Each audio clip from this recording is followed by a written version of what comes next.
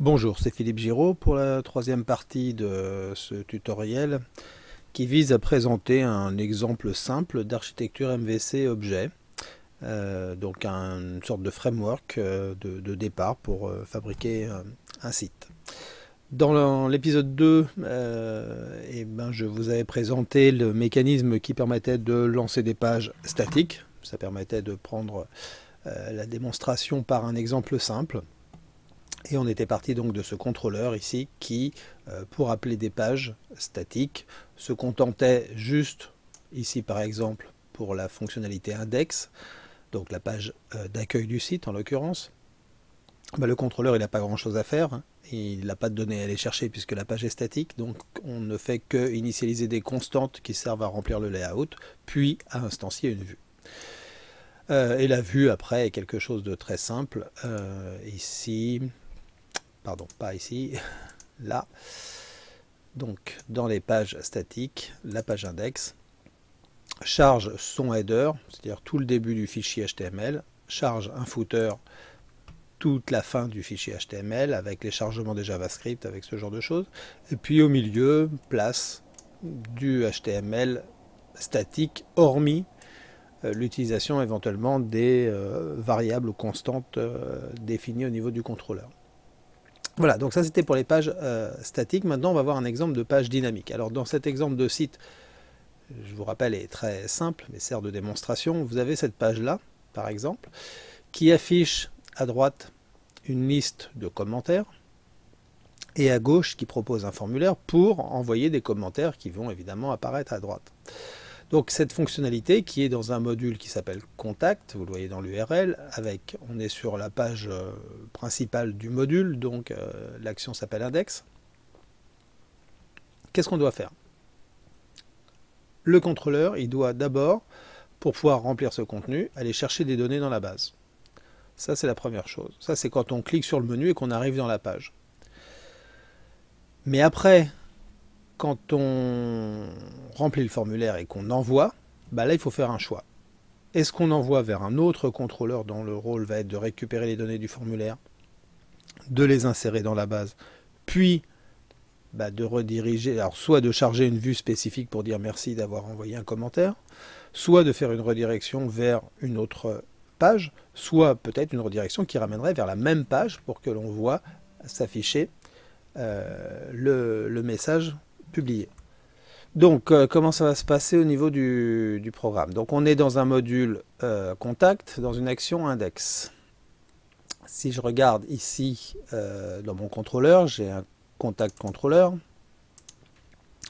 Si je regarde dans l'aiguillage ici des actions, il y a un premier test qui dit que s'il n'y a pas d'action demandée, ou bien si l'action demandée est index, alors on déclenche la méthode index. Donc, ça veut dire que mon code qui traite l'affichage de cette page est ici. On retrouve la définition des constantes de layout avec l'appel d'une vue. Donc ça c'est le point commun avec les pages statiques. Mais vous voyez qu'il y a d'autres choses. Et il y a surtout un grand if-else ici. Donc ici pourquoi? Le choix que je fais moi dans la programmation de ce genre de page, quand il y a un formulaire, c'est souvent que le formulaire rappelle la même action dans le même module. Ça permet de centraliser dans le même contrôleur à la fois l'affichage du formulaire et le traitement du formulaire. Et ça, je trouve ça pratique. C'est fait comme ça dans pas mal de frameworks aussi. Donc je me suis inspiré de ça et j'ai repris ce principe pour mes développements. Donc ça veut dire que ce if, il permet de détecter s'il n'y a pas de poste, donc s'il n'y a pas d'information en provenance du formulaire, ça veut dire qu'en fait on a cliqué sur un lien dans le menu peut-être et on demande simplement la page, elle doit juste s'afficher. Il n'y a pas de données à traiter issues d'un poste. Et c'est pour ça que on est dans ce if. Voilà. Dans ce if ici, qu'est-ce qu'on fait? On charge les constantes de layout et on affiche la vue. Bon. Alors par contre, cette vue, elle affiche la liste des commentaires ici à droite. Donc ça veut dire que la vue, elle a besoin de récupérer des données. Et donc cette fois-ci, et c'est ça la grande différence par rapport aux pages statiques, c'est que je dois utiliser le modèle pour aller faire une requête SQL, pour aller chercher quoi? La liste des contacts. Donc ici, dans mon contrôleur, si je regarde un peu plus haut, je vais trouver ça en plus par rapport à ce que je vous ai fait voir sur le contrôleur des pages statiques. Ici, on va instancier le modèle qui s'appelle contact model. Je l'instancie donc par rapport à mon instance de contrôleur dans un attribut qui s'appelle modèle. Et du coup, ça me permet, quand j'en ai besoin, de faire appel à ce modèle-là pour déclencher un traitement à l'intérieur du modèle. Donc ça veut dire, là j'ai besoin d'aller voir le modèle. Donc même principe, hein, un fichier par module, contact modèle, issu lui-même d'un corps modèle avec des requêtes génériques. Et je retrouve ici donc la méthode qui est déclenchée. Et le rôle de cette requête, c'est de faire quoi? C'est de faire une requête select pour aller lire dans la table les informations de contact et de nous retourner un fetch all, éventuellement avec une limite. En l'occurrence, vous remarquerez que ici, ce sont les 5 derniers commentaires, donc une limite à 5. Et vous voyez que ça passe par simplement ceci. Une définition d'un tableau avec des options pour personnaliser la requête. Je veux aller lire cette table-là. Je veux aller lire cette table-là. Et dans cette table-là, je veux faire un order by sur cette colonne, un sort descending pour avoir les plus récents en premier, une limite à 5 et un offset à 0 parce que je veux les 5 derniers commentaires. Et comme je suis en descending, les 5 premiers sont les 5 derniers, en l'occurrence. Et donc tout ça, vous allez me dire, ça ne fait pas une requête SQL. Pour lancer la requête SQL, je fais appel à une fonction du core, c'est-à-dire du core modèle, qui s'appelle core table all, à laquelle je dois passer 2 paramètres, un nom de table, ma table s'appelle comme ça, mini-tp, et le tableau des options, c'est-à-dire ces options-là. Et donc, vous voyez que je fais un return de ça, c'est-à-dire que la fonction doit faire un return d'un fetch all, et ma fonction, ma méthode ici, doit faire un return du fetch all. Donc, le détail de la requête, je vais le trouver dans le core modèle. Ici, ma requête, elle est où? Elle est là. Fonction core table all. Une table, éventuellement des options, c'est pas une obligation. Ici, je construis une requête, select. Les colonnes qui pourraient être précisées ou bien étoiles. Dans mon exemple, je n'ai pas précisé de colonnes, je veux donc toutes les colonnes. Et donc, on va se retrouver avec un select étoile. Ensuite, from, le nom d'une table, éventuellement avec un préfixe qui est défini dans les constantes de l'application. Et puis après, on concatène tout ce qu'il faut. L'order by, s'il y a eu un order by de demandé. Le sort, s'il y a eu un sort de demandé. Et la limite, s'il y a eu une limite de demandé avec un offset. Ensuite, c'est du PDO. Je prépare ma requête. Je l'exécute. Je fais un fetch all. Je stocke le curseur temporairement pour pouvoir le fermer. Et du coup, je fais un return de ce curseur. Si ça ne se passe pas bien, j'envoie vers une méthode qui gère proprement l'affichage du message d'erreur en debug ou pas en debug pour ne pas donner trop d'informations. Et voilà comment cette fonction me fait un return d'un fetch all sur une requête à peu près standard. Alors, maintenant, il faut continuer ici. Donc, je reviens là. Donc, cette ligne lance la requête, récupère un tableau, ici, dans $commentaire. J'appelle la vue index du module contact, et je lui passe ce tableau-là. Et donc, si je vais voir dans la vue, donc je suis dans contact index. Donc, c'est une vue construite comme les vues statiques, sauf qu'à un endroit, on va trouver des choses qui vont traiter un tableau qui s'appelle commentaire, un tableau qui s'appelle data, dans la méthode qui ouvre la vue, le paramètre s'appelle data. Je fais un for each pour à chaque ligne du tableau data, je le récupère dans $commentaire. Et puis après, j'affiche ce que je veux où je veux, c'est-à-dire les différentes colonnes qui ont été récupérées depuis la base de données.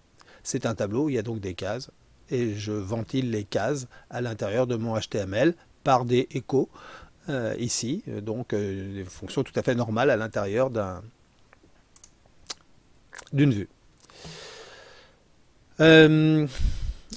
Voilà, donc ça c'était la partie affichage, et donc maintenant je reviens à mon contrôleur, parce que là on a expliqué la partie du if. If, il n'y a pas de poste, hein, donc je dois juste afficher la vue. Et bien le else, ça veut donc dire il y a un poste. Il y a donc ce champ qui s'appelle nom ici dans le poste. Et donc ça veut dire quoi? Ça veut dire que je viens de l'action du formulaire. Donc l'action du formulaire, si on regarde dans la vue, donc le formulaire, il est là.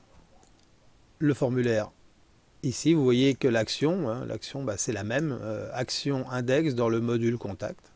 Donc on en revient ici. Et là, qu'est-ce qu'on doit faire? On doit faire un insert dans la base. Et donc pour ça, pareil, on appelle une fonction du modèle qui s'appelle contact add en lui passant le tableau poste. Et que va faire cette fonction? C'est simple, hein. On va faire un insert into avec le tableau poste ventilé dans les colonnes de la base de données. C'est du PDO, on type donc on utilise des paramètres nommés, on type les paramètres pour un peu de sécurité. On fait un execute, on fait un close, on fait un return de la valeur de l'execute pour être sûr que ça s'est bien passé.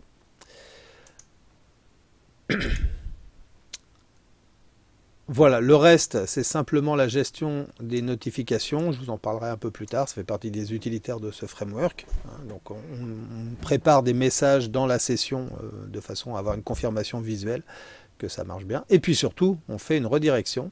Donc, pareil, une fonction de corps qui, avec un nom de module et un nom d'action, va ramener vers ceci. Donc ici, toujours index contact, donc on revient à la même page, sauf que cette fois-ci, il n'y a plus de poste, et du coup, on va repasser dans le if, on va réafficher la vue ici. Alors, ça donne quoi en termes de démo? Donc ici, alors je repars d'une page accueil pour bien repartir du menu. Donc je clique sur le menu, il n'y avait donc pas de poste. Donc, il ne s'est rien passé de spécial, pas d'insertion, juste l'affichage de ce qu'il y a actuellement dans la base. Cette fois-ci, je remplis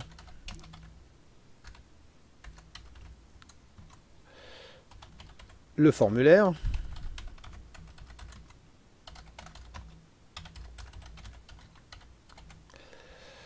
Je clique sur envoyer. Donc, cette fois-ci, on appelle le contrôleur. Il y a un poste, donc il a fait l'insert, puis une redirection. Il a préparé une notification dans la session, et c'est pour ça que vous voyez quelque chose s'afficher ici.